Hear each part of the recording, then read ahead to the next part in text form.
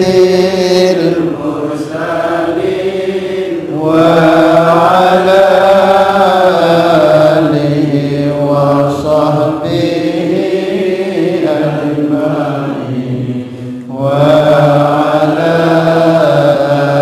alihi wa sahbihi ajma'in.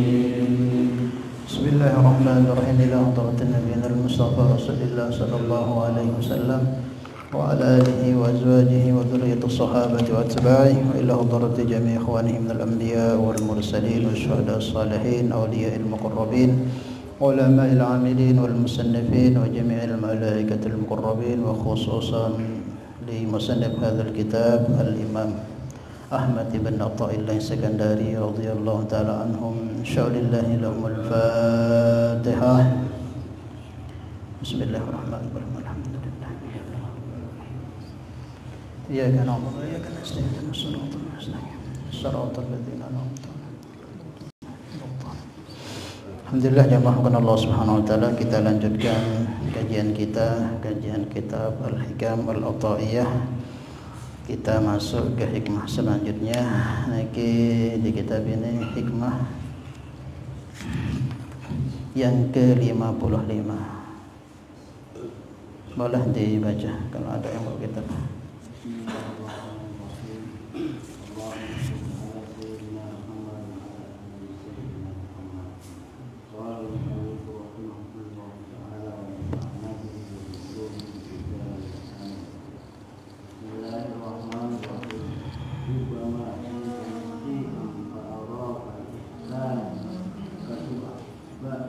Suhbatuka man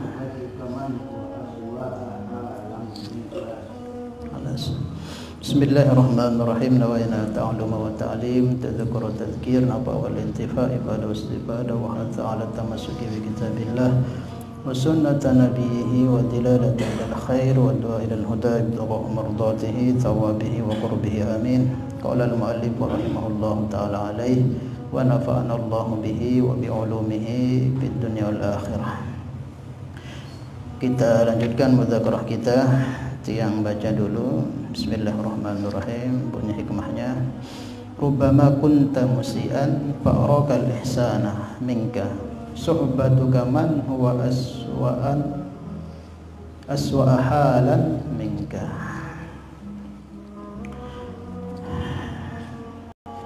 Terjemahnya, rubbama, sejatinya.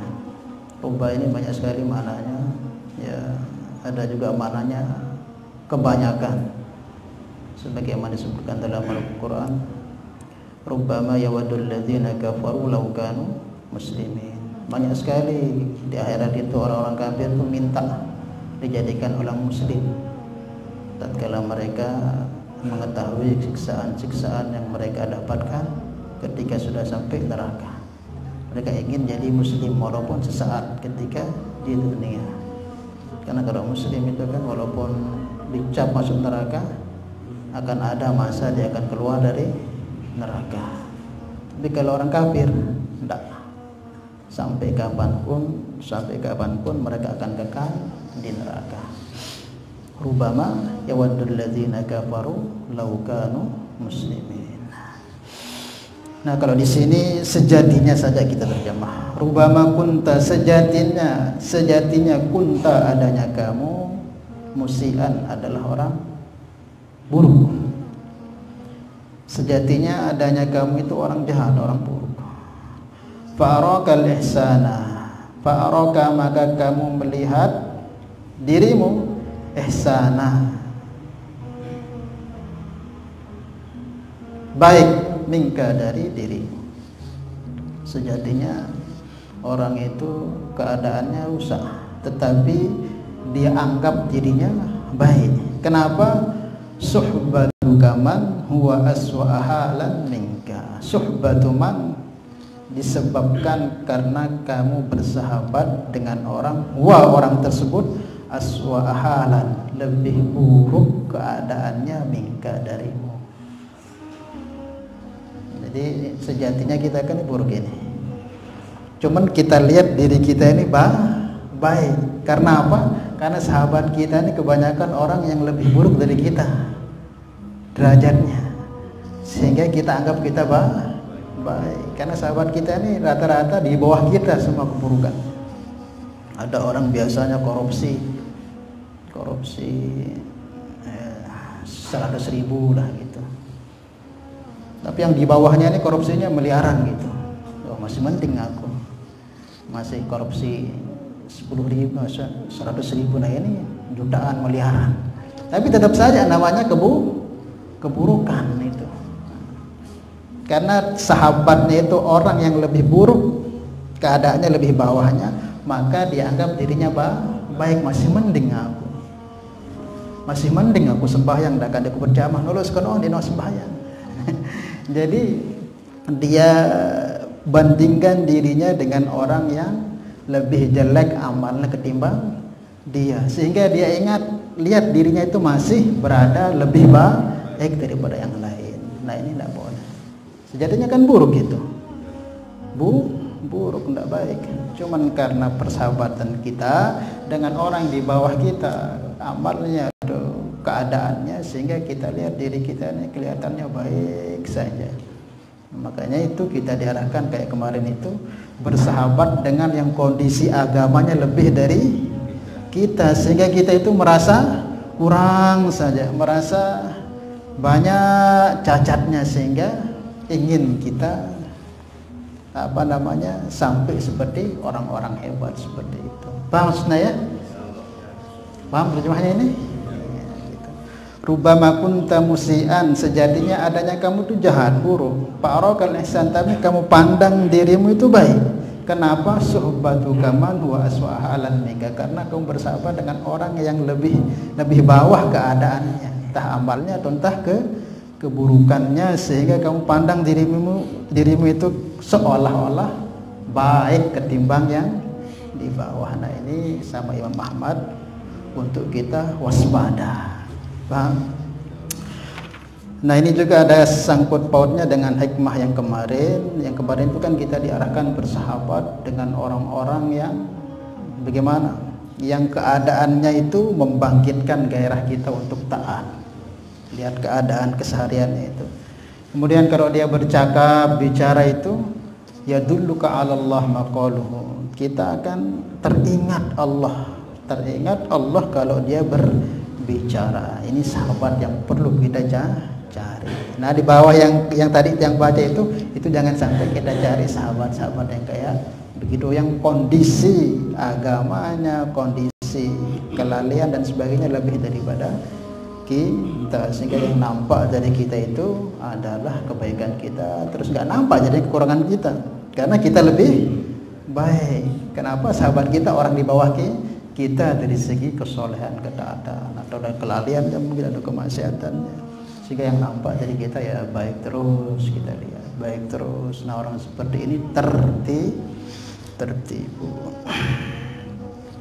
Maka pentingnya kita pilih sahabat teruntuk kita yang menjalani jalan untuk bermakrifat, ingin mendekat kepada Allah. Memilih teman itu hampir wajib, karena nggak bisa kita mau dekat dengan Allah itu sendiri, itu nggak bisa. Pasti kita tersesat. Wah pokoknya aku ingin dekat dengan Allah pokoknya mesaan, wah tanpa ada bimbingan dengan siapapun, dia mandiri, nggak bisa. Semua para nabi itu walaupun mereka itu nabi tetap dibimbing. Siapa bimbingannya para nabi? Malaikat Jibril. Semua para nabi itu. Nah tugasnya Jibril itu apa? Menyampaikan wahyu, bukan ke Nabi Muhammad, seluruh para nabi. Para nabi pun butuh pembimbing mereka untuk bisa dekat dengan Allah Subhanahu wa ta'ala. Maka dalam Al-Quran disebutkan, wa may yudlilillahu falan tajida lahu waliyan mursyida. Siapa yang ditakdirkan memang oleh Allah akan tersesat, pasti dalam hidupnya tidak menemukan pembimbing, seseorang yang membarengi perjalanannya supaya benar. Sahabat jadi sahabat dibimbing oleh Rasulullah Muhammad SAW.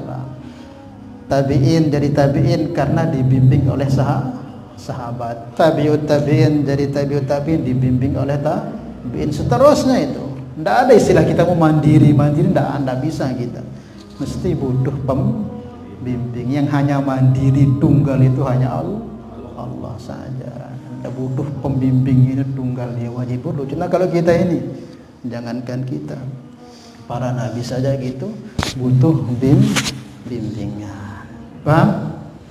Nah, makanya kita cari teman-teman yang selayaknya, yang intinya kita nggak maksiat sudah bersahabat dengan kita.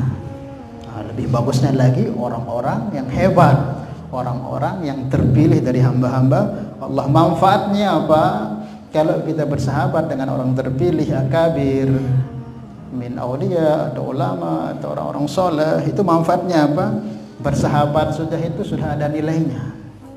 Disebutkan dalam kaulnya, kalau nggak salah ini kaulnya Al-Imam Junaidul Baghdadi, beliau mengatakan, man sahibal akhyar ja'alahu Allahu minal akhyar wa in kana minasyarr.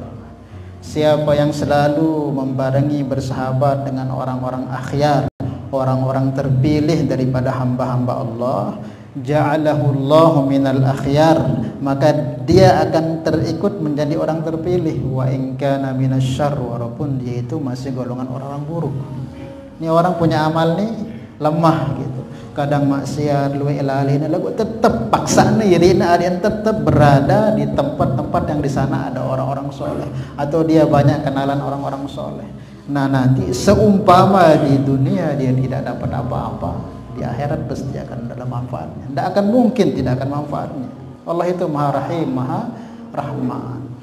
Pasti dia akan dapat syafaat daripada orang-orang soleh tersebut. Paham ya?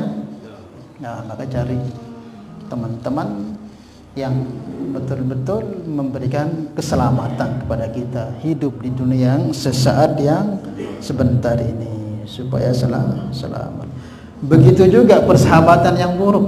Nah, kalau persahabatan yang buruk, walaupun orang baik solehnya kayak apa, kalau sudah bersahabat dengan buruk, ikut buruk. Ada juga kaul yang mengatakan, apa bahasanya itu, ma fasadu man fasad illa bisuhbati man fasad. Tidaklah orang itu jadi rusak, sebagian besar penyebabnya karena bersahabat dengan orang rusak. Jadi orang baik itu kalau sudah bersahabat dengan orang rusak, lebih cepat rusaknya ketimbang bersahabat dengan orang baik. Ini ada orang soleh, taat, bagus, lalu berkawan dengan sa'lale, luwe maksiat, akan cepat 2-3 hari saja rusak dia udah. Karena yang namanya kemaksiatan paling cepat melengketnya, kerusakannya paling cepat ketimbang kebaikan. Paling cepat. Ini musholla ini sampai sekarang kadang belum, masih ada yang perlu kita rehab ini musholla ini. Sampai sekarang hampir tahun lah nih. Bertahun nih musholla ini. Nama berapa tahun musholla ini? Hah? Hah? Begalen aran 20 tahun? Lebih. Nah, nak kalau muda saya ada sejelo jari. Hah? Selesainya sejelo. Selesai ya. Rokan mah. Makanya gitulah. Ngerusak itu paling cepat. Kalau membangun itu rusak. Gitu juga lah muda soleh awak kuat imanku. Bersahabat dengan orang jahat. Oh, sejelo 2 jelo langsung masih. Apalagi kelas-kelas itu nih sama masih tersuasana iman kita. Maka itulah ditekankan di sini oleh Imam Ahmad untuk betul-betul menjaga persahabatan. Teruntuk kita yang ada niat kuat untuk ingin mendekat dengan Allah, itu harus betul-betul pilih-pilih kawan. Insyaallah ya. Bukan berarti terus kita tidak mau kita kawan yang lain, tidak, karena kita proses. Tapi tetap dalam artian tata hati, bukan kita merasa lebih baik, bukan. Kan ini prosesnya. Memang itu harus jalannya. Nabi dulu sebelum diberikan wahyu disepikan, bahkan bukan disepikan dari keluarga istrinya, itu ditaruh di gua apa namanya? Hah?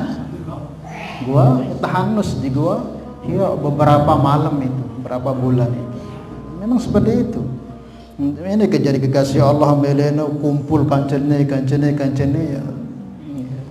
Mengalah Nabi jaga. Ya kalau kita ya minimal ya ada waktu-waktu yang kita luangkan untuk kita usaha ya untuk zaman sekarang ini kan kadang-kadang ya agak susah kita mujahadah untuk menyepi ya jangan. Kalau bagusnya zaman sekarang ini jangan menyepi sudah karena masih banyak tempat-tempat kebaikan-kebaikan yang perlu kita datangi. Kapan kita dianjurkan untuk menyepi atau uzlah itu kalau memang sudah enggak ada kebaikan. Tuaning temaksiat pokok dia nara selamat tuh. Nah disitulah kita sangat ditekankan untuk uzlah. Lamun zaman kene pawayana tende dek man pengajian luwe majelis luwe rugi sih yang uzlah nuntut ilmu nu wajib uzlah no keperluan kalau memang kita nggak bisa ke diri baru ini majid kebaikan luwe kan itu uzlah doang ibadah lagu nak terima ibadahnya kan kalau udah ilmu. Nah, kapan uzlah itu ditekankan ulama tuah kiri kanan depan belakang no itu maksiat tuan itu serius. Nah di saat itu uzlah sangat ditekankan. Tapi takut sekarang ini masya Allah lu itu berkawan petak majelis ada temu kenalan dengan soleh ada terjemah meninggal. Waalaikumsalam. Adik itu mau syafaat. Paham ya? Oh, ya.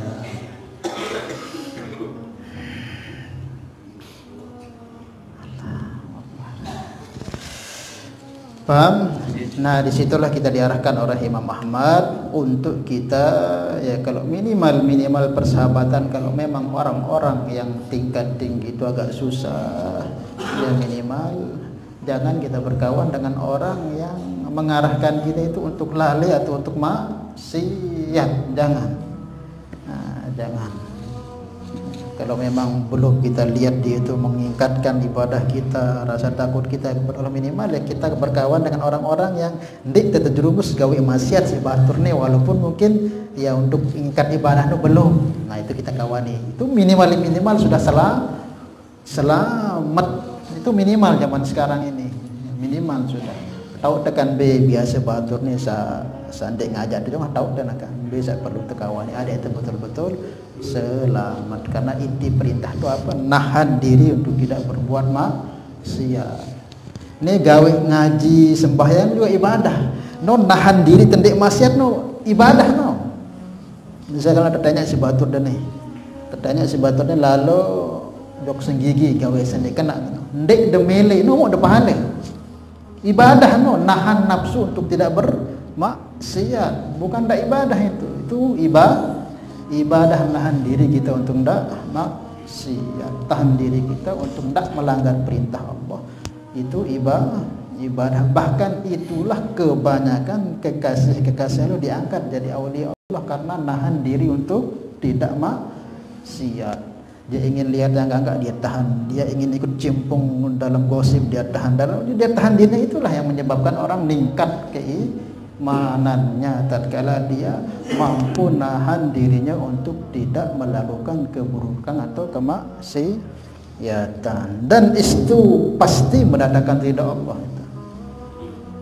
Karena rasa takut kepada Allah. Tapi kalau ibadah gini kan kadang-kadang Arab campur-campur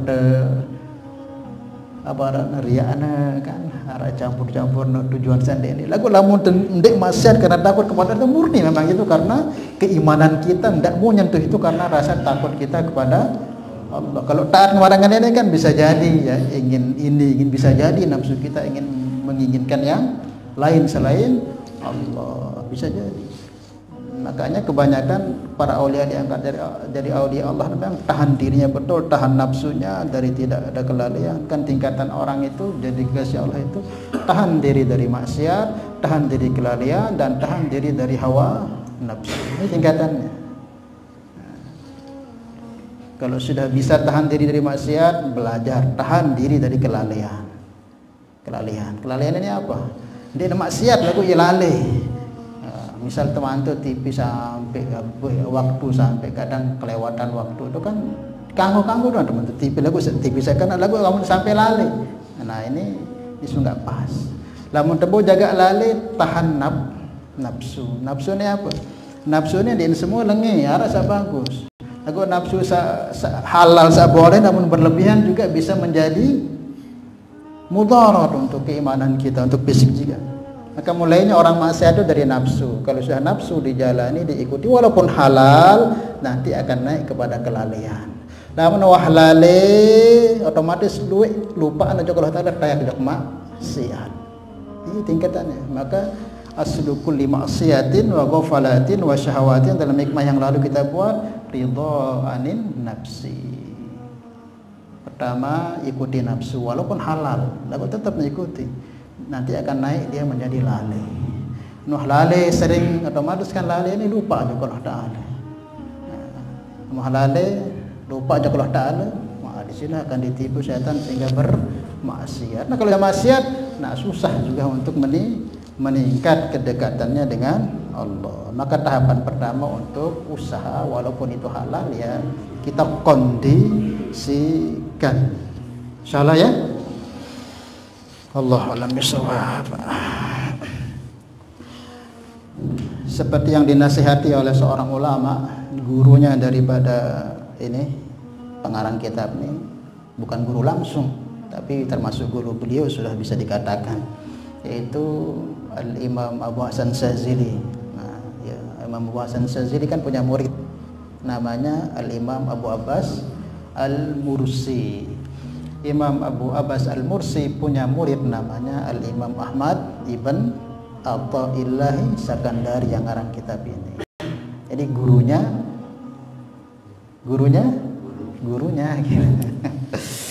Nah, Imam Abu Hasan Syazili, pendiri Thariqah Syaziliyah ini, gurunya Imam Abu Abbas Al-Mursi, beliau pernah mengatakan, ausani habibi, telah mewasiatkanku kepadaku kekasihku, kata beliau. Maknanya guru beliau menasihati beliau. Di Imam Abu Hasan Syazili punya guru mengasih nasihat kepada beliau 3 nasihat. Faqal, gurunya mengatakan, la tangkul qadamaik illa haitsu tarju thawaballah. Wahai muridku Syazili Hasan, jangan kau langkahkan kamu punya kaki kalau kamu belum yakin di sana ada pahalanya. Pikirkan dulu ada pahalanya enggak saya ngelangkah ini. Kalau enggak ada, lebih baik enggak usah, tidur sudah. Nah, itu nasihat pertamanya. Jangan langkahkan kaki sebelum kamu yakin di situ itu ada kebaikannya, ada pahalanya. Kenapa? Karena semua ini akan diminta pertanggungjawabannya di depan Allah kan. Apa yang kita buat nih, detik per detik langkahan kaki ini akan diminta pertanggungjawabannya di sisi Allah. Apa ayatnya dalam Al-Quran? Tsumma la tus'alunna yauma idzin 'anin na'im. Bukan hanya kita ditanya, bumi aja ditanya nanti, pakaian kita ditanya. Dia akan berhujah nih pakaian kita. Ya Allah, layak aku kadun untuk maksiat.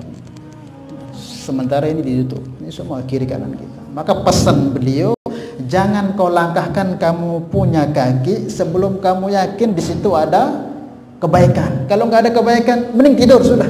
Mending tidur selamat berbuka, ngaji atau dan sebagainya. Itu yang pertama. Karena semua akan diminta pertanggungjawabannya di hadapan Allah detik per detik. Kemudian nasihat beliau yang kedua, wala tajlis haitsu ta'man ghaliban min maksiatillah.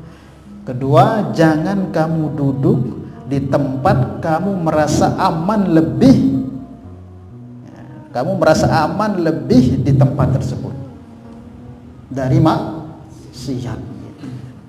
Jangan kamu duduk di majelis atau di toko atau di tongkrongan atau di perkumpulan atau di apa saja sebelum kamu yakin di situ tidak ada maksiat. Kalau ada maksiat nggak usah. Mau musyawarah kayak namanya, mau hadir apapun itu, pastikan dulu maksiat nggak saya di situ. Kalau ndak maksiat hadir, kalau saya yakin ini maksiat, ndak usah. Paham itu pesan beliau. Jangan kamu dulu di majelis apapun, di tempat tongkrongan atau di musyawarah atau di apa saja. Kalau kamu yakin, pastikan dulu kamu akan maksiat di situ atau enggak. Kalau maksiat, lebih enggak usah. Karena apa?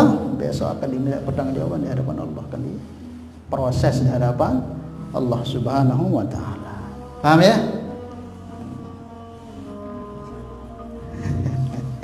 ngangguk ngantok atau ngangguk. Pahamnya? Itu yang pertama. Yang pertama, jangan langkahkan kaki sebelum kita yakin kalau yang kita tuju itu mendatangkan pahala. Kalau ngaji ini dengan pahala enggak? Nah, insya Allah ada kebaikan. Dan jangan duduk dimanapun itu sebelum kamu yakin kalau kamu duduk itu kamu enggak maksiat. Ustaz kita tundang, Ustaz kalau ngawinan, lalu Ustaz ngani tanggapan ini berembe. Hah? Nah, berembe. Ada orkes joget-joget ini datang deh. Kamu tahu ilmu nak ini tidak usah. Barah yang Ustaz apa rana? Apa rana?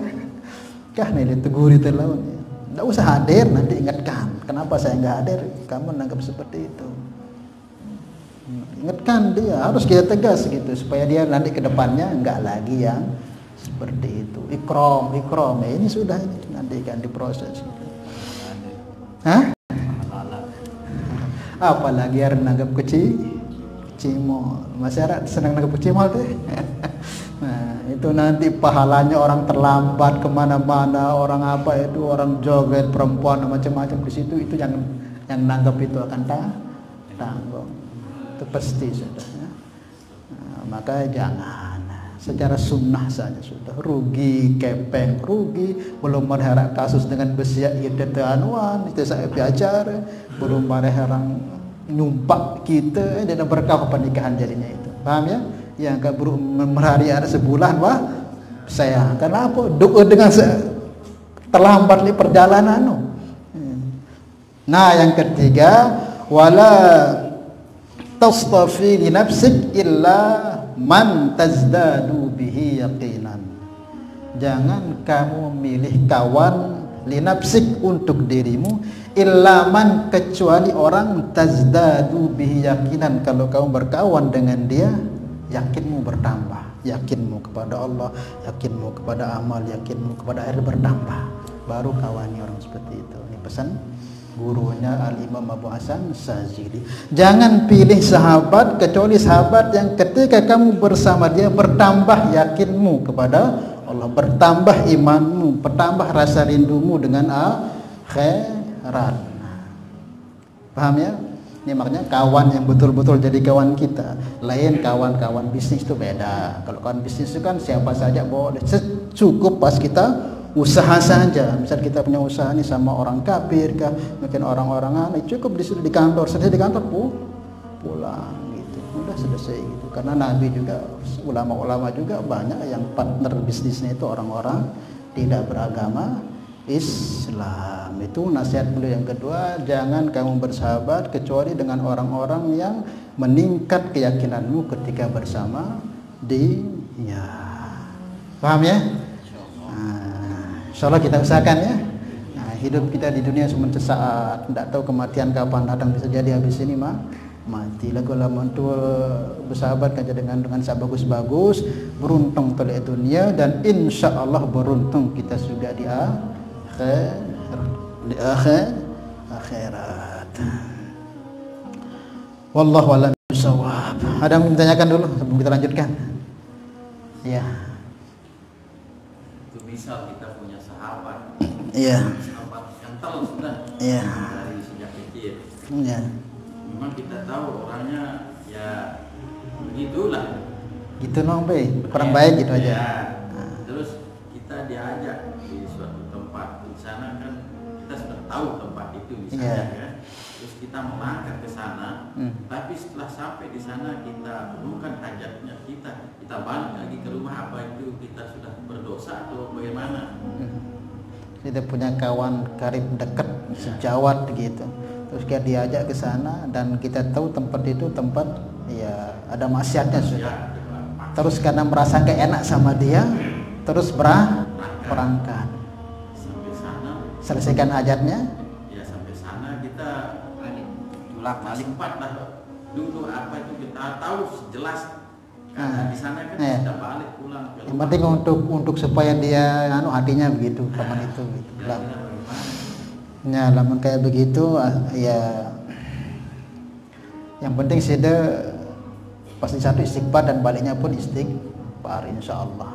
insya Allah diampuni. Tidak boleh, cuma jaga hati ini baru lebih parah nih lah menita. Ya berangkat sudah dari sana pokoknya ya Allah ampuni, ya Allah ampuni, pokoknya lihatin deh, ampuni ya Allah, ampuni ya Allah. Nah, selesai di sana langsung cepet-cepet, Mbak Dedek nikmati gitu loh.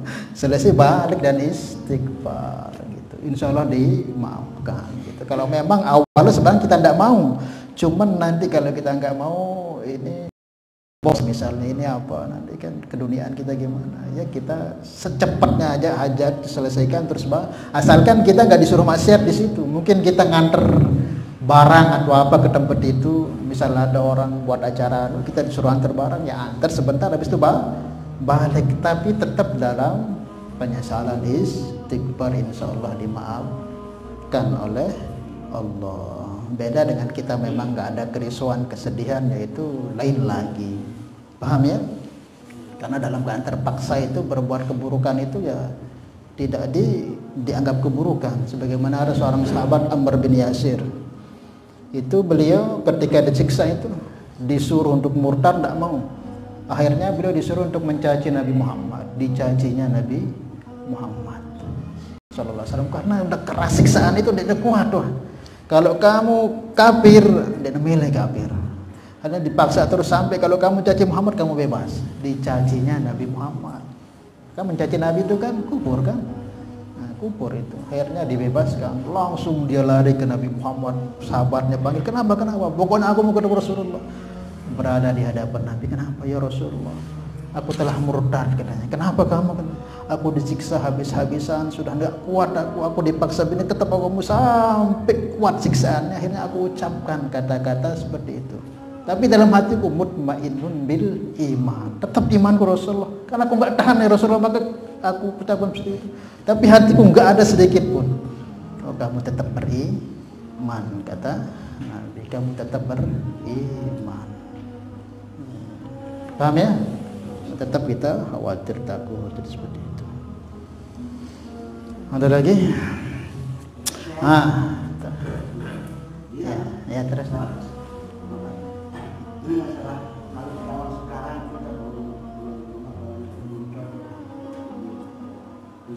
Iya. Ngaji dan kumpul. Ya. Tapi kan begini, identiknya yang namanya uzlah ini kita berzikir. Iya. Tapi seperti kita katakan tadi, kalau belum cocok, nah mana yang lebih tinggi derajat dan lebih afdol, majelis berzikir atau majelis ilmu? Pokoknya derajat yang paling tinggi itu majelis ilmu, tidak bisa dikalahkan. Karena apa? Diterimanya zikir kan ibadah. Apapun jenis ibadah, sholat dan sebagainya, itu akan diterima kalau ada panduan ilmu. Sudah ngaji saat lihat ini beberapa menit nih, itu lebih baik daripada dendek kan satu ayat doang de kajian ini lebih baik daripada sholat 100. Ini kan satu pembahasan ini. Sesaat kita ini lebih baik daripada sholat 1000 rakaat. Zikir kan sholat, dia subhanallah kan sembahyang beli pahala. Tentu iya. Lagu kalah nih si majelis sembahyang sunat maksudnya. Mungkin saya bau sejelone wah sholat 1000 rakaat harus sunat harus bau. Wajib, bang deh. Saya kuat 1000 rakaat sejelo sembahyang sunat. Ada deh. Anak kalian harap lagu tengah haji ini baik kita amalan atau tidak ini setengah haji ini umila biya awalam yu'mal khairun min antusalliya al barokah, lebih baik daripada kamu sholat 1000 rakaat. Paham ya? Makanya sebenarnya kita ini punya ujian masing-masing. Orang awam ujiannya itu ingin amal terus tapi nggak mau ngaji, sehingga apa, amalnya tanpa ilmu ditolak. Kalau sudah punya ilmu ujiannya itu nggak mau amal dan beda amal. Kenapa? Kalau orang awam itu ditekankan dia untuk kemaksiatan itu ditekan kok ibadah dia ngaji ibadah sehingga apa, ibadah no diterima karena dikandung ilmu. Nah orang berilmu ditekan sama setan untuk undangan ibadah. Paling yang paduto yang sudah dia kenapa? Karena kalau orang berilmu tuh ibadah kuat akan cepat dia nyampe dia yang pakai ilmu, sehingga dia kebanyakan kan orang berilmu itu agak kurangan doan ibadah karena sibuk mungkin ngaji itu dan sebagainya. Kayak dedek mentalo jalan lalu di ustaz dia tinduk diri karena dia punya program banyak, karena dalam hadis ini disebutkan innallaha la yu'til ilm liyu'adzibahum, Allah tidak beri orang itu ilmu untuk disiksa, itu enggak. Disiksa itu enggak. Ini ada orang alim duduk mengajarkan ilmu. Mungkin dia tidak amalkan, nanti ada 10 orang yang amalkan, itu semua kembalinya kepada si alim. Orang kita barat ada kalau ya loyan pahalanya ya, karena sekali dia duduk lo pilih dengan sini sampean. Makanya kita diarahkan untuk satu husnuzon, paham ya, husnuzon kepada orang-orang alim, orang-orang berilmu, paham ya. Ini sedikit tambahan ini ada ini supaya jadi bekal kita sebagai orang tua, terutama untuk kita selalu dekat dengan tuan guru atau para ulama atau para wali, jangan sampai jauh. Disebutkan oleh beberapa ulama nih, ada kaulnya inna barakata majalisatil akabir ya'udu barakatahu walau ba'dahi. Sesungguhnya barokah duduk dengan orang-orang besar dalam agama ini, orang besar ya para ulama, para aulia, siapa lagi, para tuan guru, orang-orang alim sudah, orang-orang berilmu. Sungguhnya berkah duduk dengan orang-orang yang seperti itu, ya'udu barakatahu walau ba'dahin, pasti akan kembali berkahnya itu walaupun tidak langsung. Itu pasti, tapi pasti akan kembali berkahnya walaupun tidak langsung. Mungkin bisa jadi pas kita mati anak-anak kita jadi orang baik, atau mungkin pas ustadz itu atau tuan guru itu meninggal kita berubah jadi itu bisa jadi. Itu tidak akan mungkin gak ada berkahnya. Kita tengok nih anak-anak kita sekarang jadi baik nih, mungkin berkah-berkah papu balu dosa soleh-soleh lah, itu bisa jadi. Inna barakata mujalasatil akabir ya'udu barakatahu walau ba'dahin, walaupun secara mungkin gak langsung dikasih. Makanya jangan kita putus asa, aku ngaji-ngaji dia aku ada perubahan, dede putus asa terus wah sampai piran sampai mati, mesti nanti ada perubahannya kalau enggak diberikan ke kita kepada anak turun kita, itu pasti. Dan bisa juga pas guru kita meninggal kita dibuka hati kita oleh Allah, kecuali walaupun kita tetap duduk dengan orang alim, para ulama, tuan guru, tetapi ada 2 hal ini yang kita miliki, ini tidak akan bisa sudah. Apa itu? Wa innama la yanfa'u jalisuhum bihim wa la ta'udu barakatuhum alaihim likillati ta'zimi bihim wa dha'fi husni dhanni bihim. Jadi antara kenapa orang-orang itu kok sering bergaul dengan orang-orang soleh, para ulama, kok sedikit pun gak berubah, anaknya semakin nakal, bahkan berusaha, di antara sebabnya likillati ta'zimi bihim, kurang mengagungkannya. Jadi namanya bersahabat dengan orang soleh itu harus diagungkan, walaupun kawan lagu arak dendek tepadan marak batur kan ini lain dengan ini dendek tepadan dan dengan harus bedaan karena Allah perintahkan. Nanti kalau enggak seperti itu nanti ditemu barokah, walaupun bersahabat lagu narak perubahan tuh. Kemudian wadha fi husni dhanni bihim, kemudian lemahnya persangkaan kita dengan dia. Kadang ada sekalian bahas di serjo dah ia mungkin aran di hadir atau apa itu suka husnuzon lah ia suuzon lah ia jadi. Nah lemahnya husnuzon kita dengan dia ataupun kurangnya kita ta'zim lidzalika hurrima bihim, itu penyebab terbesar kita tidak mendapat keberkahannya. Paham ya? Nah, jaga-jaga nih. Nah, bersahabat kan dengan sahabat soleh no apa muliakan, walaupun mungkin tidak muliakan dalam artian ya jangan sampai kita minimal jangan sampai kita bicarakan mengenai kalau ada yang bicarakan keburukan dia ingatkan, tidak boleh begitu, itu orang ada kelebihan insya Allah, ingat seperti itu sudah kebaikan, membela dia dan ikut-ikutan dia wah ini bahaya. Kemudian kalau sempat kita tengok mungkin ada yang nggak pas, langsung husnuzon, pasti ya kena nih yediku aku sendiri tahu mesti kena karena ya berilmu ya alim macam itu. Nah itu insya Allah lambat laun ada saja keberkahan, walaupun mungkin tidak kita dapat pasti anak turun kita akan dapatkan. Kalau mungkin tidak kita dapat nanti selepas beliau meninggal pasti akan ada perubahan dalam itu, pasti sudah tidak akan disia-siakan oleh Allah. Asal 2 ini kita jangan sampai bawa ketika bersahabat dengan orang-orang dekat dengan Kalau insya Allah itu yakin pasti akan dapat barokahnya. Insya Allah ya. Wallahu a'lam bishawab. Ada lagi?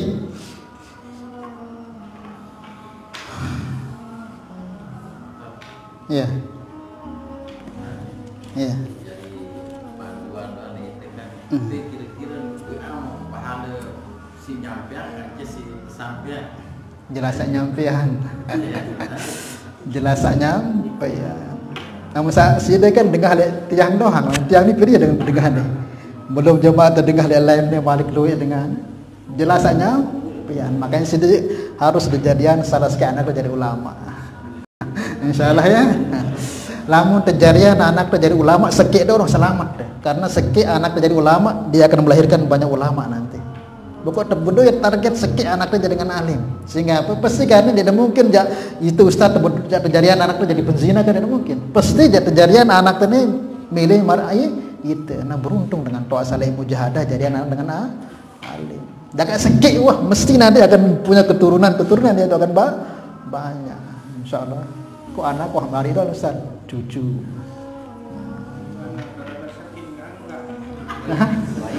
Wah kan.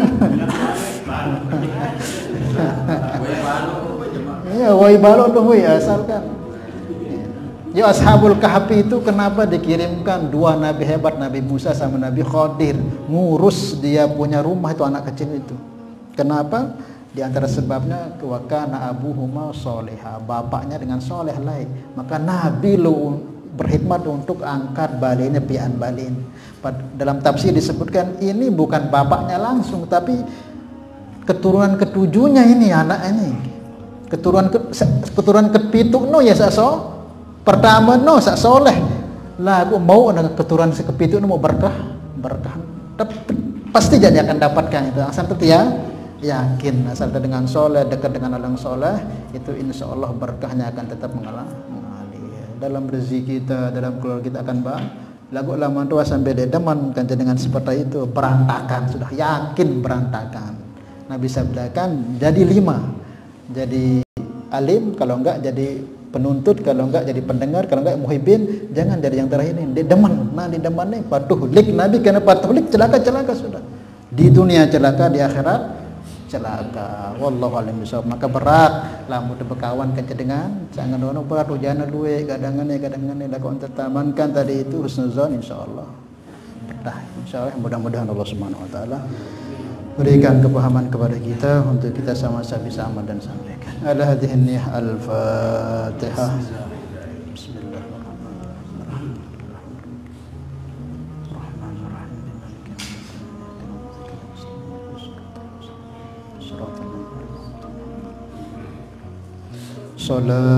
Salatullah salamullah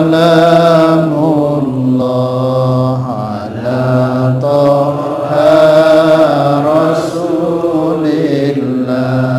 Salatullah salamullah ala yasin habibillah. Tawassalna bismillah wa bil hadi rasulillah